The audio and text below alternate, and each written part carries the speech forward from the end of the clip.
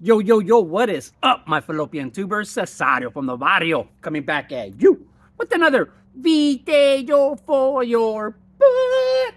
And as you can see, I'm in my backyard paradise. Whew. And so I'm chilling in my backyard. And yeah, that's my card room behind me. That's my card room. As you can see, yeah, I live in the hood, so it's protected with bars from thieves, and it's protected by the sun from my no UV ray sign.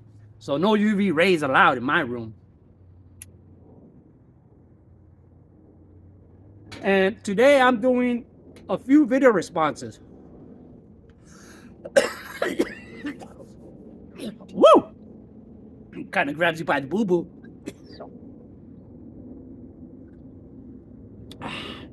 So the first video response I'm gonna make is for Peter P, man. Now this dude has an insane vintage collection, Captain Insano. All right. And what he wanted you to show was a card from the year that you were born. So the card that I chose from the year I was born was card number 1 in the top set of none other than Hammering Hank. All right. So when Topps made this card, he actually hadn't even broken the record yet, man. They just knew he would, dude. They were like, never a doubt. When he was up to bat and he hit that ball, they were like, go guy, go guy. And it went out and they're like, this card was legit. All-time home run king. The year that I was born, 1974. All right. So that's my card for Peter B. Then we have Hugo, a sign of the pastimes. So I'm gonna do him. Not gonna do him. I'm gonna do VR for him. He wanted you to show like your best pickup of the year, like your best card, you know, somewhere to that line. So for me, the first thing that I thought about was just a card that was unexpected. I remember just walking through the card show when I seen it in the glass. I was like, "Ooh, what's that?" Woo, you know, like squirrel, squirrel. Got all excited. And I just bought it. I just asked him, how much is that card? He said $100. I said, I'll take it. I didn't even know what it was. The only new thing that I knew is that I hadn't really seen it before. You know, it's this card right here, Mickey Mantle. I had never really seen it before. But then once I actually got it in my hands and I paid him, I realized why. Because it wasn't a baseball card. It was a playing card. Check it out. The 10 of spades.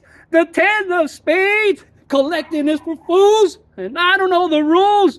I forgot the lyrics, man. I don't want to live forever. And don't forget the mantle. So this has got to be like my favorite pickup of the year. Just for the sheer experience when I was walking by. Oh, like I was so excited, you know, when I bought that card. Not only that, it's a 10 from 78. So this is easily my oldest 10 that I have. I mean, I don't have many 10s, but this is easily the oldest. What's the oldest 10 in your collection? All right. And then we have a video response for the dynamic duo Sammy Thunder from Down Under and A Collector's Dream. And his collection will make you cream. All right. So both of these guys, man, the dynamic duo, they want you to do a video response of like your favorite YouTubers. You know what I mean? Like your favorite channel. And that's hard. That's hard to do, you know? So I decided to put just a tiny little turn on it. All right. And so the first guy I'm going to talk about is Joe Ryan Fan 30. Man, when me and Joe Ryan Fan first started communicating, it was on like Donkey Kong, man. Nothing could go wrong. We were both putting together our 80 set. This was a long time ago before I completed all my 80 sets. So we were putting all the 80 sets together. So obviously we were in contact a lot, sharing checklists. He'd pick up cards for me. I'd pick up cards for him.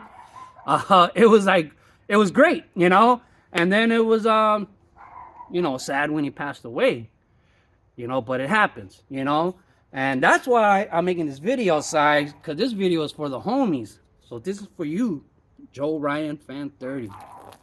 All right?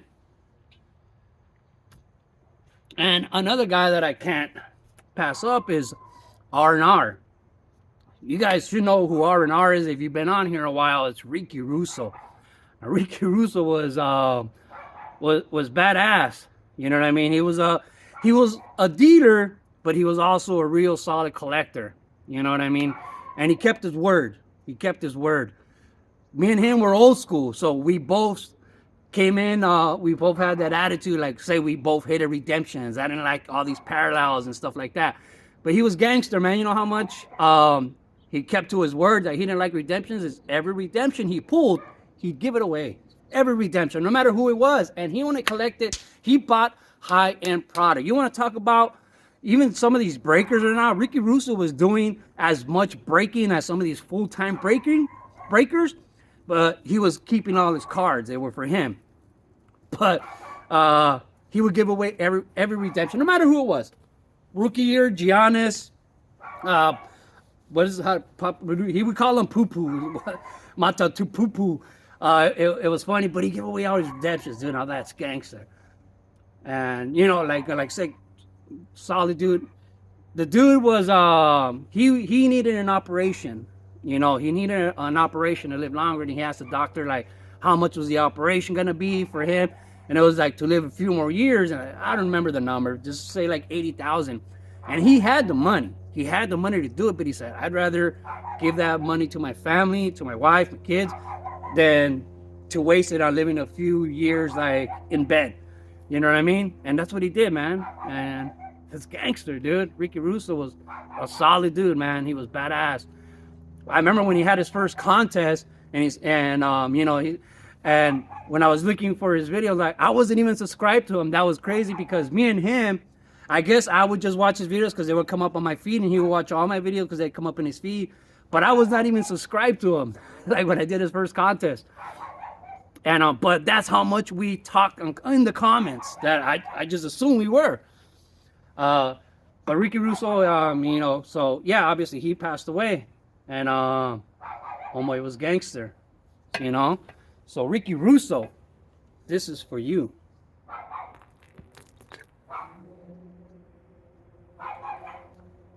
Now, another guy I want to just talk about real quick. This homeboy, man, he had we had a lot in common. We both had, you know, checkered past when we were younger, and we would swap stories. But this guy easily blew me away with the stories when he started telling me about all the celebrities and rappers that he hung out with, musicians. And I was like, nah, you're full of stuff. But he would show me pictures. I'm not talking about pictures from a cell phone. This is from the 80s. Kodak pictures, like real pictures. He had pictures, like albums, like, man. And this dude, like, really did know all these celebrities. Really did was backstage in all these concerts with people that he knew. He produced a little, he'd help him with the beats and stuff. So I love talking to the dude.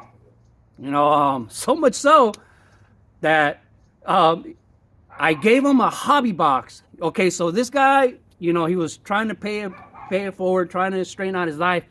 And he coached like a team for like, underprivileged kids, you know, orphans and stuff like that. Just people that were having a hard time. And he coached this team, and he was like a mentor to them.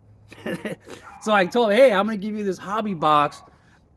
I go, so the team can open all these packs. You know what I mean? So the team can, you know, I'm sending you these packs for the kids. And I had a hobby box that I had just scored because it was in bad shape. It was like 5 or 6 hobby boxes from the early 90s that were in real bad shape. But after I opened all mine and the one that I sent him, none of the cards were damaged. No matter, the boxes looked bad, but none of the cards were actually damaged. So it was a score. And but he sends me pictures like, you know, a couple weeks later, and he's like, check out all these cards that we pulled, right? And he showed me all these Kobe's and badass cards, you know, numbered cards and stuff like that. And I said, oh, so he's like, oh, the kids must have been happy when they opened the packs. He's like, nah, I opened all the packs, and these are the cards that I'm keeping, and I'm just giving the rest to the team. I was like, oh, that's not what I wanted. But so, you know, but I didn't care. You know how it is when someone's such a good friend, you let them slide. And I always, you know, kept, man. And then, like a couple months later, he scammed me. Like he told me, hey, told me he needed the money. He told me his situation that he was in. And he showed me some cards. He's like, would you buy these cards? And I was overpaying for them, but no problem, send him the money because I could at the time. And he never sent me the cards. And then so when I finally like, hey, what happened with the cards? I haven't gotten them. It's been a couple weeks. He's like, oh man, I haven't been able to send them. He's like, oh man, my situation got worse than that. And he said, hey, I got these cards. He's like, I know I haven't paid you for the other ones. I haven't sent you the other ones yet, but I'll send these with those other ones. And I was like, oh, all right, man. Send him the money. Still never send me the cards. You know how it is. First time, shame on me. Second time, shame on you. But then he did it again. And the third time is boo-hoo-hoo, me, you know. But I didn't care. I kept talking to him. Like, you know, I love talking to the dude. And then times caught up to him. Life caught up to him. And he passed away. You know, so Casey, you know, this is for you. You're still my homie. All right? So there's my video, guys. Love the hobby and keep collecting baseball cards forever. As said, ciao. And this is for my Greek homies. Opa! Yeah, right.